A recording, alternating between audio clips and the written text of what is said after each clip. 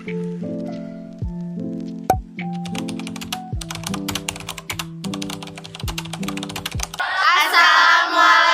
warahmatullahi wabarakatuh. Perkenalkan, nama saya Hilda. Perkenalkan, nama saya Tias Widiastuti. Perkenalkan, nama saya Lydia Veronica. Perkenalkan, nama saya Balokesha. Perkenalkan, nama saya Dinda Dewi Putri. Perkenalkan, nama saya Naurana Hamidah. Perkenalkan, nama saya Eva Sunyati. Kami dari kelompok otomatisasi kelompok 2 akan mempresentasikan makalah tentang eco-green atau ramah lingkungan. Simak video ini. Eco-green atau ramah lingkungan. Pengertian eco-green. Eco-green merupakan singkatan dari ecological green, yang berarti gerakan berkelanjutan untuk mewujudkan perilaku ramah lingkungan.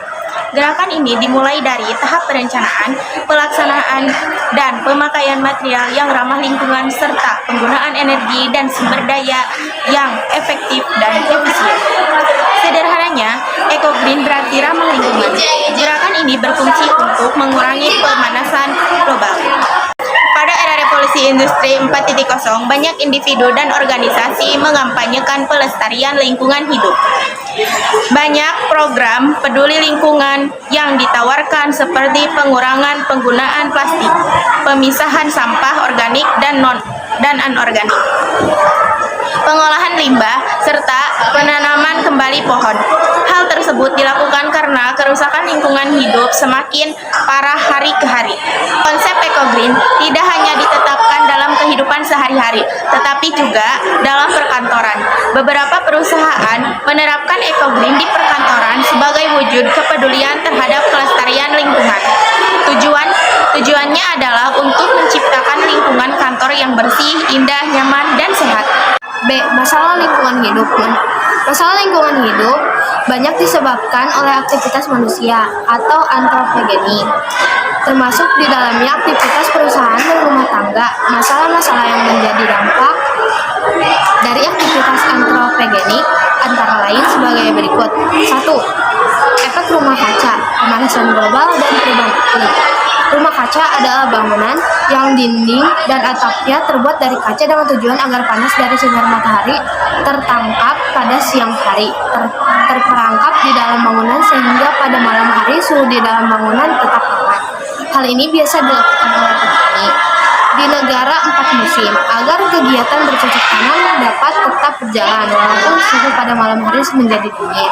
Efek rumah kaca adalah istilah untuk menggambarkan kondisi bumi yang memiliki efek seperti rumah kaca tersebut, yaitu panas matahari terjebak di atmosfer bumi yang menyebabkan suhu bumi menjadi dingin. Sebagaimana rumah kaca menimbun panas untuk tanaman-tanaman pada musim dingin, demikian juga gas rumah kaca yang menghasilkan panas ekstra bagi bumi. Panas yang dihasilkan dari gas rumah kaca inilah yang disebut efek rumah kaca, akibatnya bumi semakin panas. Gas yang dominan membentuk efek rumah kaca di bumi adalah karbon dioksida CO2. Gas CO2 dihasilkan dari penggundulan dan pembakaran hutan, pemanasan makhluk hidup, pembakaran biomasa, asap dari kendaraan bermotor, dan asap pabrik. Akibatnya, panas dari bumi tidak dapat diteruskan ke atmosfer, tetapi kembali ke bumi yang menyebabkan terjadinya pemanasan global. Pemanasan global akhirnya akan mengakibatkan perubahan iklim. Hal ini bisa menyebabkan es di kutub mencair, berubahnya pola hujan, masa hujan deras menjadi lebih pendek hanya 2-3 bulan, serta kekeringan yang panjang. Hal ini juga bisa mempengaruhi kondisi pangan dan ternak. Jika jumlah penduduk dunia semakin bertambah dan tidak ada upaya untuk mengurangi pemanasan global, dikhawatirkan kelak bisa terjadi krisis pangan dunia.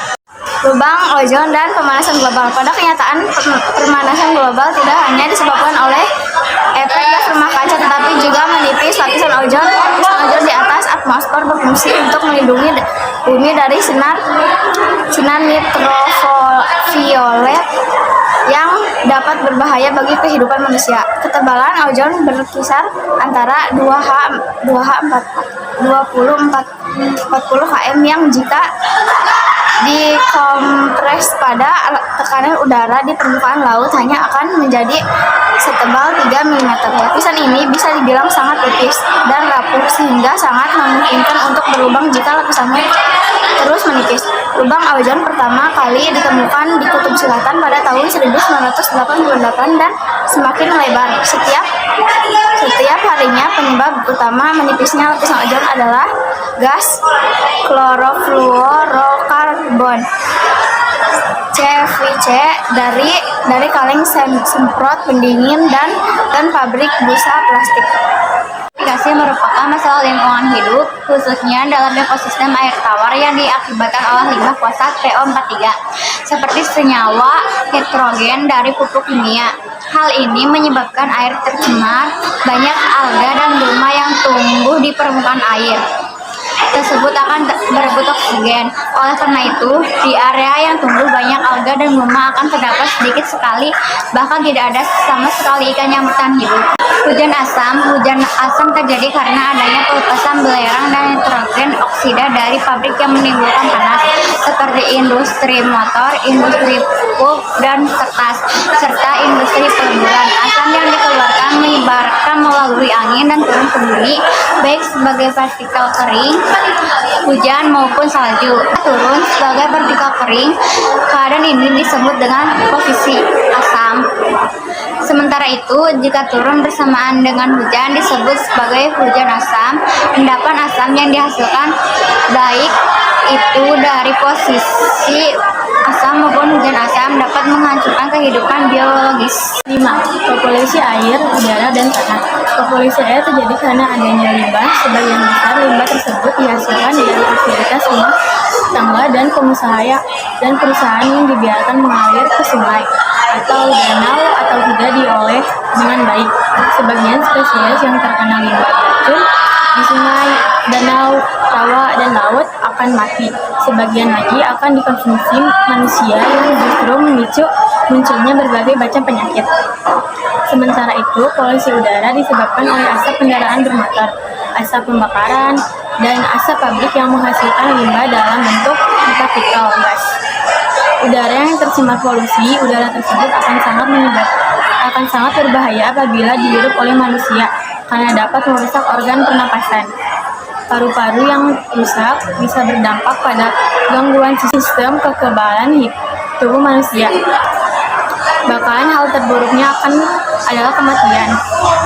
Polusi tanah dapat disebabkan dari limbah B3 atau bahan berbahaya dan beracun yang dihasilkan dari aktivitas rumah tangga dan perusahaan, seperti bekas pembersih lantai, bekas hairspray, deterjen, dan pembersih kamar mandi. Sekian dari kelompok kami. Terima kasih.